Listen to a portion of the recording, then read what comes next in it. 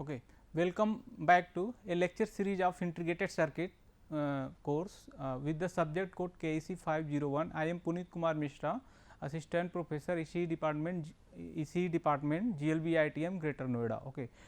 Today we discuss about the PLL phase locked loop, second part of phase locked loop. Okay. So, this is the block of PLL. Okay. It consists of the phase detector, low pass filter. We already discussed about the phase detector. Okay. Today we discuss about the low pass filter, and here we put as a amplifier, we define as a error amplifier, and last one is the important block is the voltage control oscillator known as the VCO, and this is in the forward path and this is the feedback path. So, we discussed about the phase detector. There are two type of phase detector, one is the digital phase detector and second one is the analog phase detector. In digital phase detector, we consider XOR gate based phase detector and ACE trigger based phase detector, and in analog phase detector we discuss about an electronic switch as a multiplier. Okay. Next part is the low pass filter. Low pass filter phase detector has two frequency component. Okay, has two phase frequency component. One is the F in plus F out and higher frequency component, and second one is the F in minus F out, that is the lower frequency component. Okay, and the low pass filter remove the high frequency. The property of low pass filter, if you draw the response of the low pass filter, okay, gain versus frequency curve of a low pass filter, okay, it can stop or attenuate the high frequency. Okay. So, F in F plus F out, we design a low pass filter with respect to it can be easily remove the F in plus F out. And circuit for a low pass filter, if you consider we can make the low pass filter with the two choices. One is the passive component with the help of RC, another one is the active low pass filter. We in a active low pass filter we use the op amp, okay, as a active component and RC as a passive element. So, RC basically RC is a frequency selective network, and this is the R1 and RF provide the pass band gain of a filter.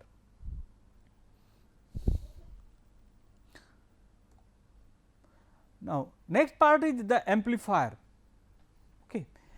In amplifier, low pass filter output, okay, connect with the error amplifier, and the purpose of this amplifier, it can amplify the low frequency component, okay, that is the F in and F out, and generate a control voltage for a VCO. It amplify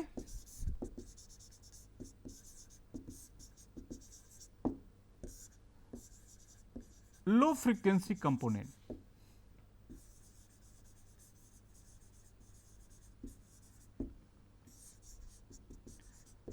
F in minus F out. Okay. Yeah, we can say that it increases the signal to noise ratio for F in minus F out,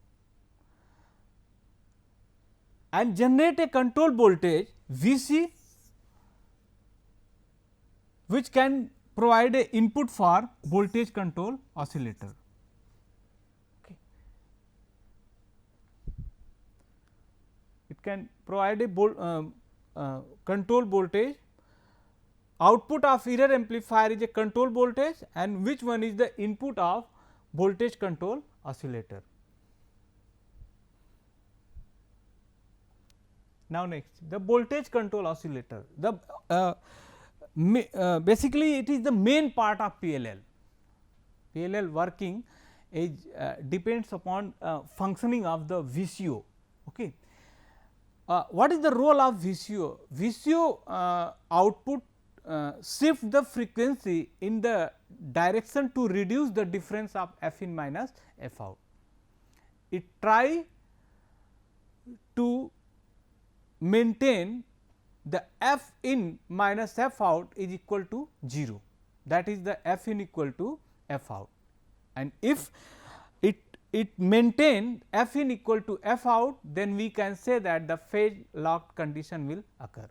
Means closed loop control system we have as a frequency follower, or we can say easily it can behave as a phase follower, and this when this action will come, then phase lock loop will occur, phase lock will occur. VCO generate a output frequency in the direction that is the directly proportional to control voltage VC. Okay. This is that one the directly proportional to its control voltage VC. Here we put the sentence, this is the VCO, input is the VC. Okay. This one the defined as a control voltage, output of the error amplifier, and it generates the signal frequency F out, and F out is directly proportional to VC. We can say that the VCO is basically a converter to convert a control voltage to frequency signal.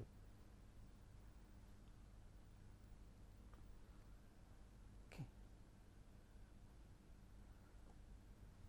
Here is the IC for VCO, which IC we popularly known as the PL in the SCNE Signetic Corporation is popular name SCNE 566. Signetic Corporation is a manufacturer for this IC 566, is a defined popularly known for a VCO. Okay. It is 8 pin dual inline package IC. One is pin number 1 as a control, 2 has no connection, 3 give the output square wave, 4 give the triangular wave, okay. 5 is the modulation input, 6 and 7 is the timing register, RT as a timing register, and pin number 7 CT is CT as a timing capacitor, and output for 8 pin number 8 for a power supply. Okay. So, this is the important for a 2 mark question. It can be asked in a examination, what is the VCO control voltage oscillator, and also write the pin name for VCO. So, it is a SCNE 566, and this is the pin description for SCNE 566. Okay.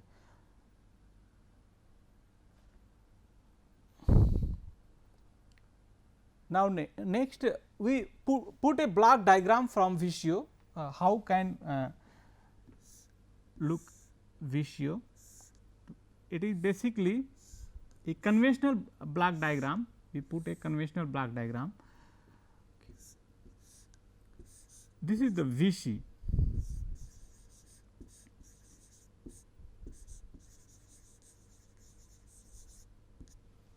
VC control voltage. Now, here we put the R, resistor R, and we use the op amp, one op amp. Here we put the C, capacitor C,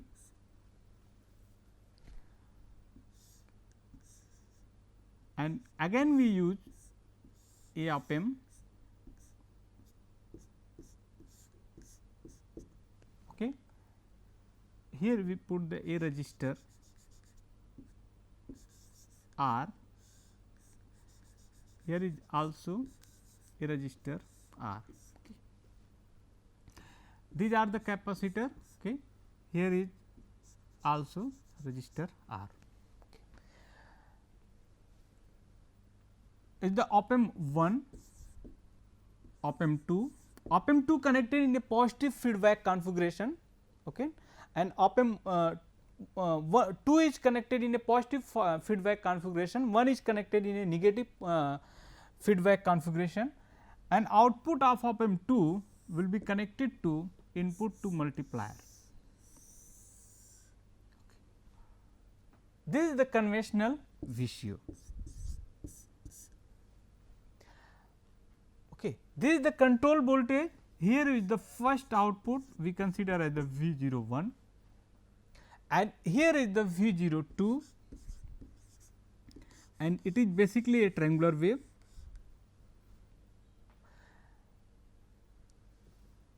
It act as, okay, this one act as integrator.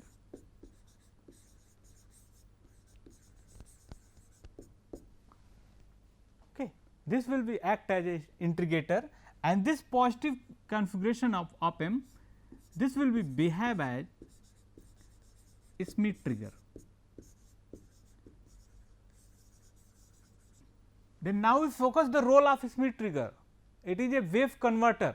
It can convert a triangular wave into a square wave. Okay. And this square wave comes here at a multiplier output, and it is multiply with the control voltage, okay, and when we integrate the square wave, we get the triangular wave. So, this is the block diagram of VCO. It basically contains the three main parts. One is the multiplier, which can multiply the square wave and control voltage.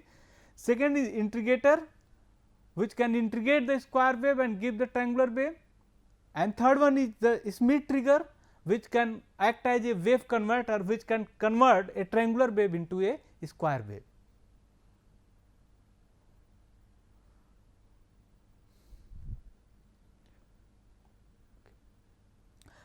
Now, we jump to for a monolithic IC for a PLL is popular as a IC 565. Okay.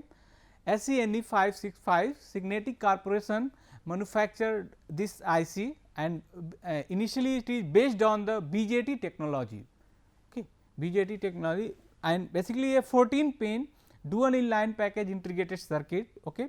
Here is see the pin for SENE 56. Okay. So, pin 1 is for a negative supply and pin number 10 is for a positive supply, and 11 to 14 we not use.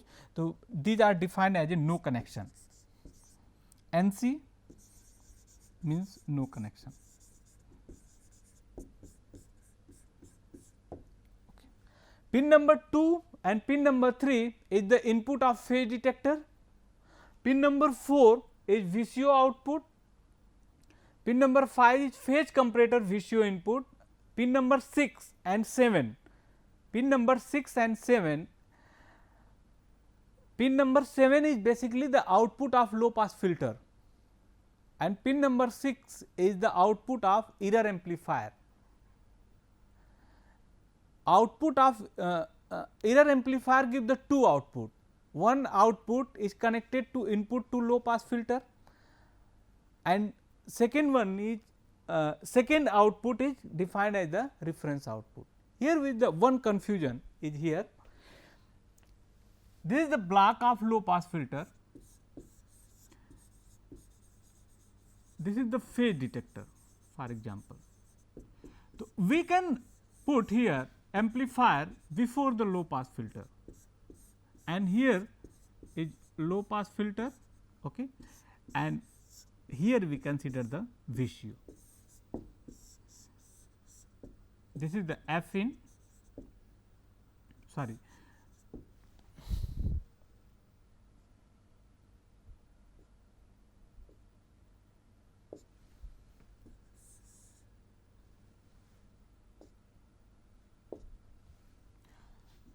okay.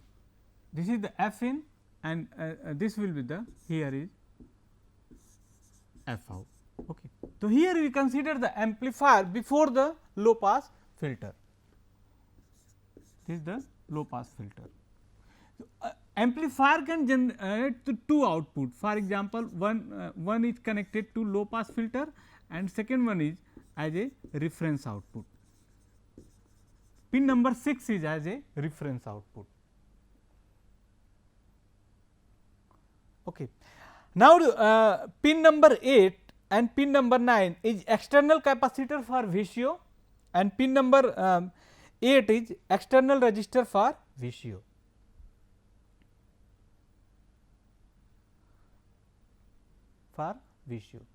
Here we see the block diagram for IC, means input schematic of IC. Pin number 10 is power supply. Okay. This is the plus V, the negative V. Pin number 1 is for negative supply, pin number 10 for positive supply. Okay. This is the resistor, timing resistor for VCO, this is the timing capacitor for VCO, pin number 8 and 9. Okay. 2 and 3 input for a phase detector. Okay. VCO pin number 4 is generated the square wave, okay, and phase comparator VCO input pin number 5.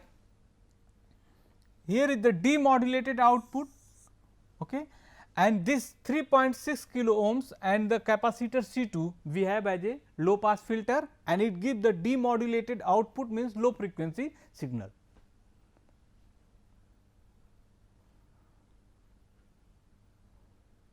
Okay. So, these are the phase detector, amplifier, and this block is the low pass filter, and output of this low pass filter will connected to VCO, and VCO generate we can see in the VCO block. Okay. These are the two type output can generate, one is the square wave and here we see the triangular wave.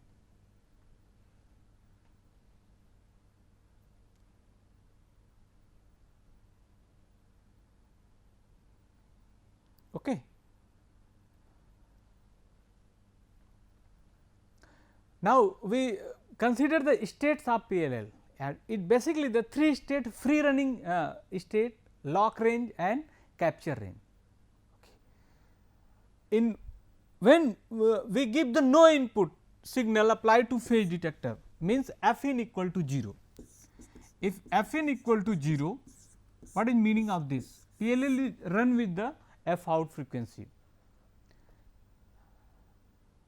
PLL goes to free running state when no input signal applied to phase detector, that is f in equal to 0, and in this case VCO output frequency defined as the free running frequency. In this case the VCO output frequency is defined as the free running frequency when f in equal to 0. Next important term is the lock range. Once the PLL is locked, once PLL is locked, means PLL follows the phase follower action, means it track the incoming input frequency. It will be track the frequency changes in the incoming signal, and the PLL can maintain the lock over a range of input frequency is called a lock range. And next part is the capture range. Assuming the PLL is not in a locking condition, that means f in equal to not f out, okay, it does not follow the input frequency, output frequency does not follow the input frequency. Okay. The range of frequency which it can acquire the lock, we collect the range of frequency for which it PLL goes to locking condition. Okay. It goes to locking condition with the incoming signal is called the capture range. And one important term is pull-in time. The total time taken by PLL to establish a locking condition is called establish lock is called a pull-in time. Okay. There are many different confusion between the lock range and capture range. Okay. So, how we can define the lock range and capture range? Okay. This is the PLL frequency spectrum called the PLL frequency spectrum. First we decide the capture range.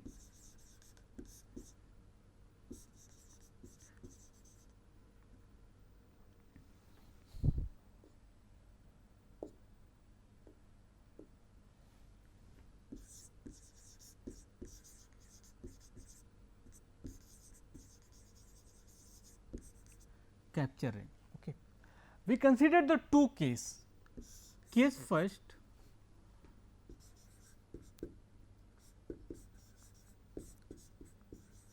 with increasing f in. Let us we assume that PLL is not in a locking condition. Here we consider the VDC. Okay. Let us suppose that we started with the frequency 10 hertz, and after 100 hertz, for example, it follow the linear condition.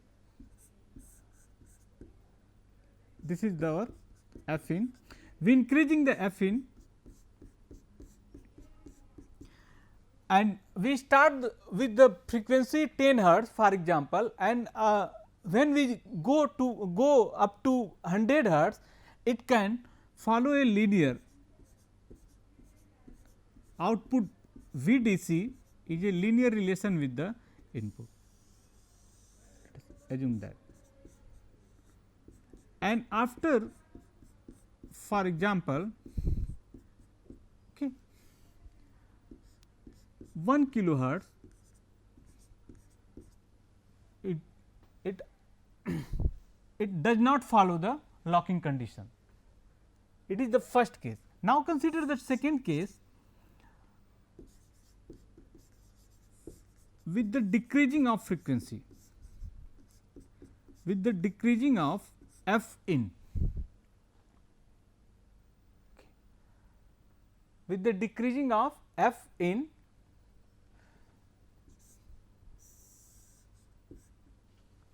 let us suppose that we started with the 1 kilohertz frequency, and it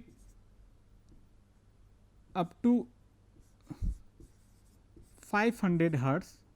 This is the f in, and at 500 hertz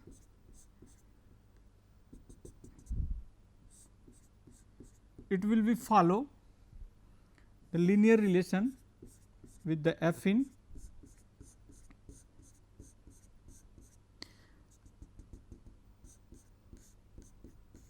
and follow a linear relation up to 10 hertz, for example 10 hertz. Okay. We consider we know about the concept of capture range. Okay. We consider the two cases, one where the input frequency is increasing, another one consider when the input frequency is decreasing. Okay. Now, we try to overlap these two graph. Okay. We try to overlap these two graph, and the resultant graph will try to make here. Okay. This is the we make here the resultant graph.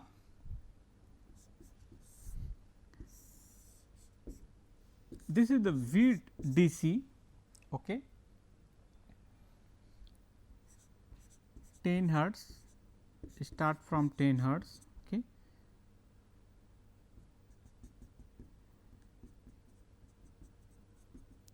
and it goes up to 1 kilohertz in case of first. This is the f n. Now next we decreasing, and this is the 500 hertz,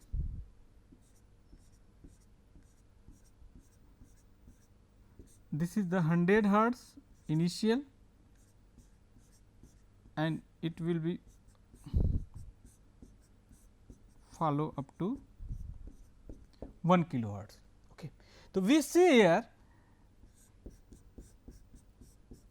after overlapping this two graph,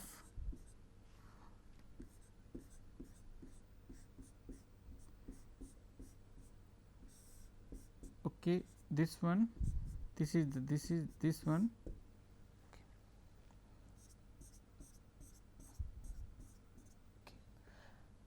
100 hertz to 500 hertz, this is the defined as a capture range.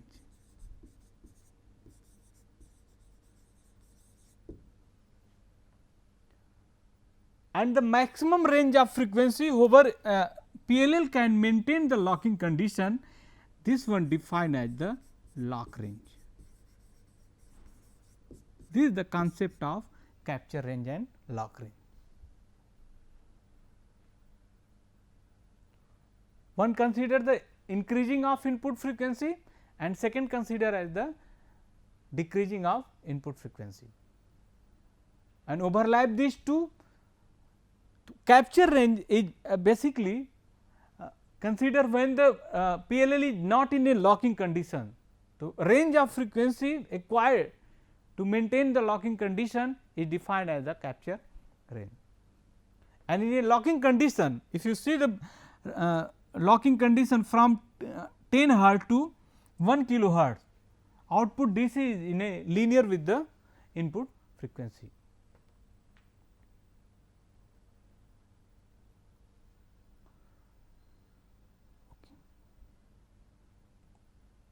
Okay. Now, thank you for attending this session. This is the last lecture of integrated circuit. Okay. Thank you.